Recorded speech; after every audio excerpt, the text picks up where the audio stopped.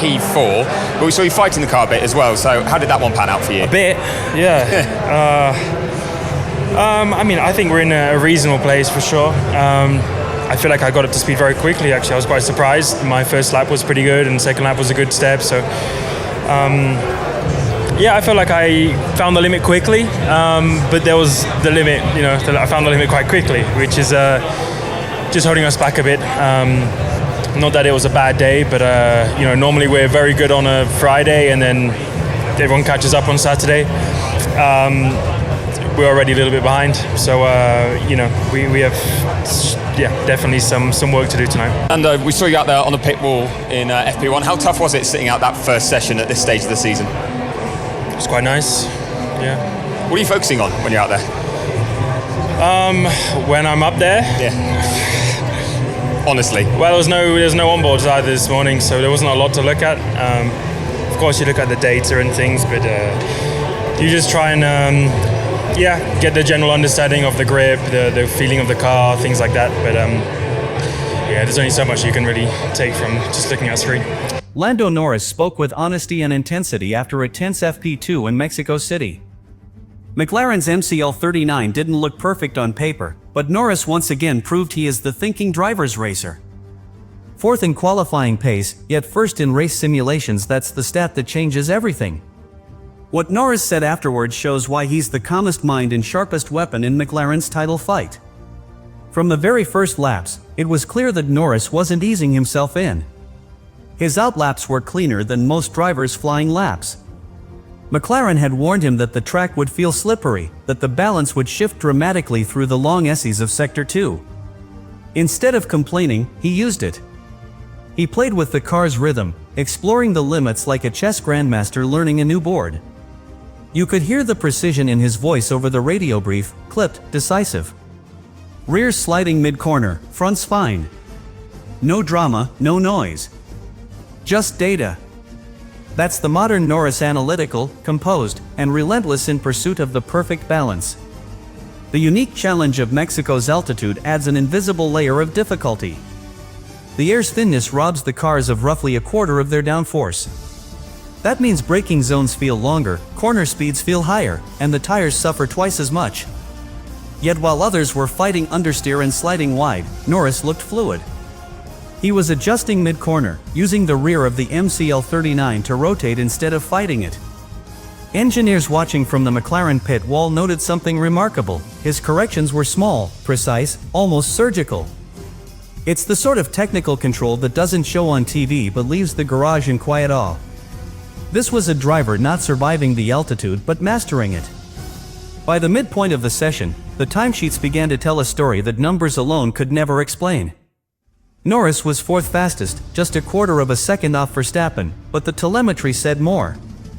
His throttle traces were smoother, his tire degradation lower, and his corner exit speeds astonishingly consistent. The McLaren wasn't the quickest car through the straights that belonged to Red Bull, but in the medium-speed sections, it came alive. Norris had found a sweet spot in the setup that allowed him to push where others were hesitating. For all the talk of Verstappen's dominance and Ferrari's upgrades, it was the McLaren that looked most at home in race trim. For Lando Norris, FP2 in Mexico didn't begin as a test of speed, it began as a test of composure. Having missed FP1 due to the mandatory rookie session for Pato Award, Norris entered the afternoon with zero track time and a McLaren that had already been driven hard by another pair of hands. Most drivers need a few laps to settle in, to trust the car again. Norris didn't get that luxury. He rolled out of the garage, dialed in the gears, and immediately began pushing for precision. But within a few minutes, something felt wrong. Over the radio came a calm, measured voice, power delivery's not smooth. It's surging. A simple statement, but one that sends a chill through any engineer's spine. A surging power unit means inconsistent torque, unpredictable, uneven, and dangerous when you're threading a car between walls at over 300 km per hour. The issue was traced to a mapping glitch in the hybrid system, a subtle misfire in the energy deployment phase that made throttle modulation unpredictable. In simpler terms, Norris was trying to drive a car that didn't obey perfectly. On a circuit where traction is already scarce because of the altitude, this kind of inconsistency could destroy confidence instantly.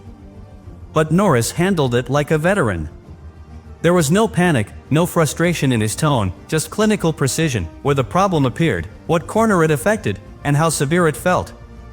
Within minutes, the McLaren engineers on the pit wall adjusted the settings remotely, smoothing the torque curve. It wasn't a full fix nor a bandage over a wound, but it was enough for Norris to adapt. And adapt he did. What followed was a masterclass in resilience.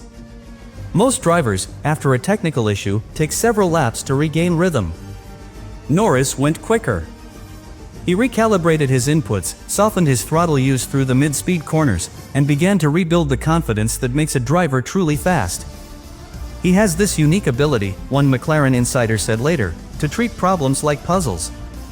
He doesn't panic, he solves. It's that engineer's mindset that has become his trademark. Even when the car feels off, he extracts performance by reprogramming himself rather than waiting for the garage to fix it. It's why, across the season, he's often turned compromised sessions into podium weekends. Mexico was no different. As the issue subsided, the next challenge appeared, the car's balance. The MCL39, usually so planted through high-speed sequences, felt nervous through the iconic S's in Sector 2. The rear tires struggled for grip, the altitude robbing the car of downforce. Norris radioed in that it felt light through the middle of the corner, meaning he had to carry the car's momentum with the steering rather than the floor's aerodynamic support. It's a terrifying feeling, the sense that the rear might snap at any moment. But instead of backing off, Norris modified his entry points, using less steering angle and letting the car flow. Watching from trackside, commentators noticed the difference instantly. His McLaren looked smoother, faster, more composed than anyone else's. Where others fought their cars, he guided his. The timing sheet showed him in 4th place, but that was only half the story. His best lap, a 1 minute 17.643, came on his second push attempt with tires already past their peak. His first effort had been compromised by a tiny slide in the Foro Sol Stadium section, costing him roughly half a second. If that lap had been clean, he might have been within a tenth of Verstappen's benchmark. That's how thin the margins are in modern Formula One. But beyond the numbers, McLaren's engineers saw something more valuable in the data: consistency. Norris's throttle trace and steering input were almost symmetrical across laps, a sign of total control. He's not fighting the car, one engineer said afterwards, he's teaching it how to behave. Even so, the session demanded patience. The MCL39 wasn't the fastest car in Mexico's thin air. The power unit's turbo had to work overtime, the ERS system strained to deliver maximum energy on the long straight, and tire temperatures soared past ideal limits. Yet while others like Verstappen and Leclerc complained of sliding and overheating, Norris kept his tone neutral, almost zen. He understood that Mexico isn't about chasing lap time, it's about building a foundation for Sunday. Every lap was a rehearsal, every note a step toward a balanced setup. He'd turned a difficult start into a structured investigation of the car's behavior. It was problem-solving in motion.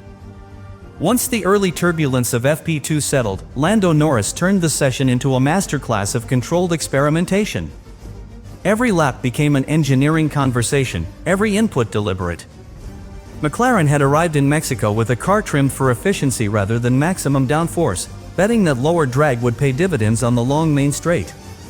That gamble made the car light in the middle sector a trade-off that required precision to manage. And that's exactly where Norris excelled.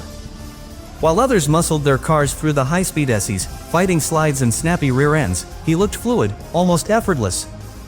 "He's treating the car like a scalpel, not a hammer," commented one engineer on the pit wall. His telemetry would later confirm it: fewer steering corrections, smoother energy deployment, lower tire degradation. In the heat and altitude of Mexico, that's the holy grail. McLaren's run plan was methodical. Norris began with a high fuel load and the hard compound tire, the C2, to simulate the heavy opening laps of a race. These laps weren't about lap time, they were about learning how the car breathed in thin air. The reduced density means less cooling, less grip, and a completely different aerodynamic response. As Norris circulated, he fed the team a stream of information: brake feel, throttle mapping, energy recovery balance. Every message was short, factual, and precise. "Rear's more stable with lower brake migration," he noted. "We're close." That last phrase, "we're close," said everything.